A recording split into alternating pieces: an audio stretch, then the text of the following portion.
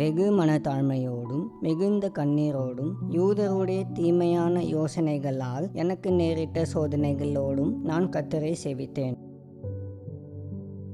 உங்கள் வாழ்க்கையில் எல்லாம் சரியாகவும் மகிழ்ச்சியாகவும் நடந்து கொண்டிருக்கும் பொழுது நீங்கள் ஆண்டவரை ஆராதிப்பது என்பது எளிதான ஒன்றாகும்.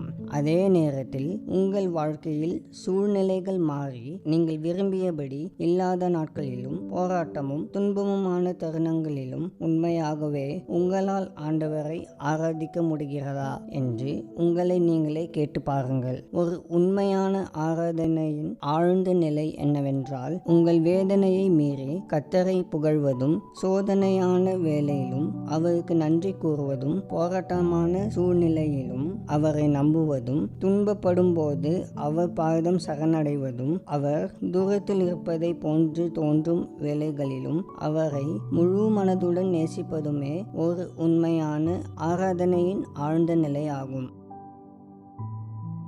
அன்பின் ஆண்டவரே, என் வாழ்வில் கடினமான சூழ்நிலைகளிலும் வேதனையான தருணங்களிலும் நீர் என் கூடவே இருப்பதற்காக உமக்கு ஸ்தோத்திரம். ஆனால் பல நேரங்களில் நீர் என்னுடன் இருப்பதை நான் உணராமல் சோர்ந்து போய் விடுவதை எனக்கு மன்னியும். எல்லா சூழ்நிலையிலும் நீர் கூடவே இருக்கின்றீர் என்கிற முழு நிச்சயத்தோடு உம்மை ஆராதிக்க எனக்கு கிருபை தாரும். இயேசுவின் மூலம் ஜெபிக்கிறோம் பிதாவே, ஆமேன்.